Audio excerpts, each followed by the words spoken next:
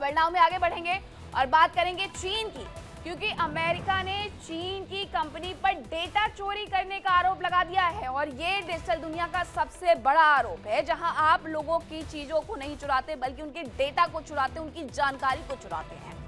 अब संयुक्त राज्य अमेरिका ने कहा है कि चीनी कंपनी अलीबाबा, चीनी कंपनी है, हर कोई जानता है, बहुत सारा सामान ये लिस्ट करता है और लोग ऑनलाइन इससे सामान मंगाते हैं। अब अमेरिका ये कह रहा है कि चीनी कंपनी अलीबाबा चीनी सेना को तकनीकी मदद दे रही है ताकि वे अमेरिका में निशाना बना सके। व्हाइट हाउस का एक मेमो जारी किया गया है जिसमें अलीबाबा पर चीन की मिलिट्री को टेक्नोलॉजी सपोर्ट देने का दावा किया गया है और ये एक राष्ट्रीय सुरक्षा मेमो है, इसमें टॉप सीक्रेट जानकारी शामिल है। अब मेमो में क्या बताया गया वो मैं आपको बताती हूँ। मेमो में ये बताया गया है कि अलीबाबा सेना को कैपेबिलिटीज दे रही है जिन्हें अमेरिका की सुरक्षा के लिए बड़ा खतरा माना जा रहा है। इस रिपोर्ट में यह भी कहा गया है कि अलीबाबा चीन को कस्टमर डेटा दे रहे हैं। हालांकि अलीबाबा ने इन आरोपों को पूरी तरीके से नकार दिया है। अब करेगा भी क्या, आरोप तो मानेगा नहीं, नकारना ही होगा। चीनी दूतावास ने कहा है कि बिना किसी ठोस सबूत के ये आरोप लगाना बेहद जिम्मेदारीहीन है, लेकिन जो अमेरिका की रिपोर्ट्स हैं उसमें अलग तरीके के दावे किए गए हैं। अब उन दावों के बारे में भी आपको जान लेना चाहिए, क्योंकि अमेरिका अगर कुछ कह रहा है तो बिना आधार के नहीं कह रहा है। अलीबाबा ने चीनी सेना को ग्राहकों का डेटा दिया, यह अमेरिका ने आरोप लगाया। यह भी कहा अमेरिका ने कि आईपी एड्रेस, वाईफाई जानकारी, पेमेंट रिकॉर्ड्स दिए गए हैं। अलीबाबा ने एआई से जुड़ी सेवाएं भी प्रदान की हैं और इतना ही नहीं, जीरो डे एक्सप्लॉइट्स की जानकारी भी चीनी सेना को दी गई है। वो सॉफ्टवेयर है ये, यानी कि जीरो डे एक्सप्लॉइट, जो कि टेक्नोलॉजी की खामी है जिसको डेवलपर्स ने अभी तक ठीक नहीं किया। अब ये जानबूझकर ठीक नहीं किया, इस पर भी बड़े सवाल हैं। हैकर साइबर हमलों में इस्तेमाल इसे कर सकते हैं, जब उनके पास सारी जानकारी होगी तो वो इस्तेमाल जरूर करेंगे। अलीबाबा कर्मचारी ऐसी खामियों की जानकारी चीनी सेना को दे रहे हैं, ये व्हाइट हाउस की तरफ से बड़ा बयान जारी किया गया है, इसके बारे में उनकी तरफ से बताया गया है। व्हाइट हाउस इन सब को संयुक्त राज्य अमेरिका की सुरक्षा के लिए खतरा मानता है और मानना भी चाहिए, क्योंकि अगर आपके देश के लोगों का डेटा इस्तेमाल किया जा रहा है किसी बड़ी घटना को करने के लिए, तो इससे खतरा माना जाना चाहिए।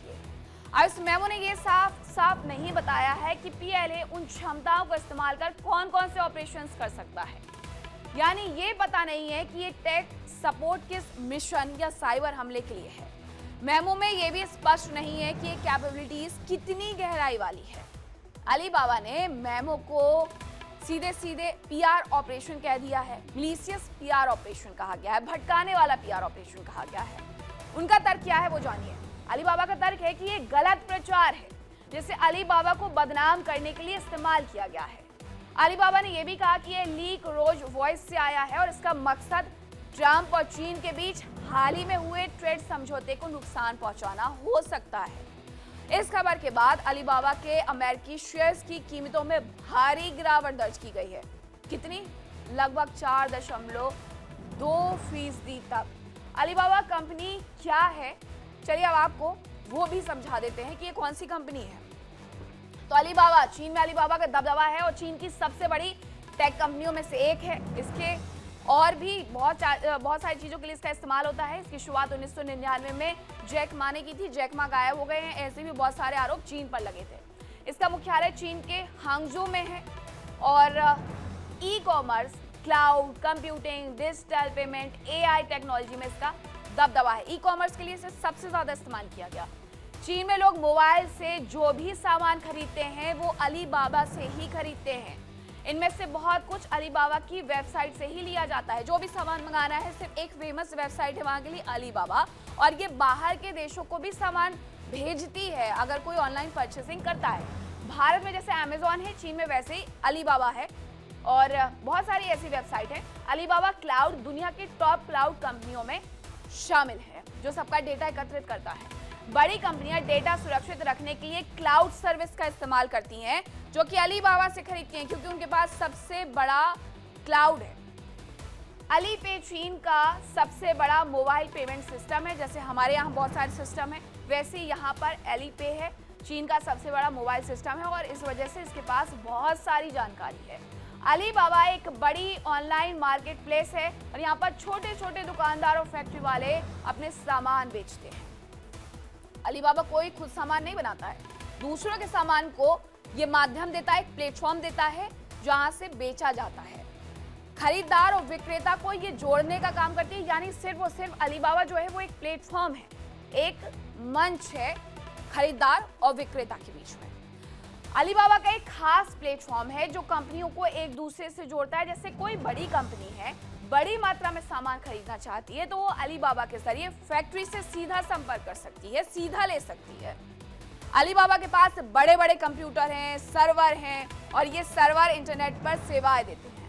जैसे वेबसाइट चलाना हो, डेटा रखना हो, एप्स को सपोर्ट देना हो, क्योंकि इनका सर्वर रूम इतना ज़्यादा बड़ा है कि ये तमाम चीज़ों को कर सकता है, वेबसाइट चलाने से लेकर के डेटा को सुरक्षित रखने तक। लेकिन इसी डेटा को लेकर के अब इस पर आरोप लग रहे हैं।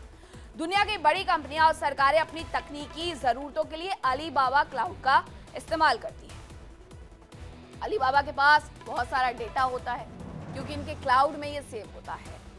अब लोग क्या खरीदते हैं, कब खरीदते हैं, ये डेटा कंपनी को मदद करता है अपने बिजनेस की रीच को बढ़ाने में। जैसे आपने कोई शॉपिंग की सोशल मीडिया प्लेटफॉर्म से की या फिर इसके अलावा किसी और प्लेटफॉर्म से की, तो आपका जो डेटा है वहां पर सेव हो जाता है।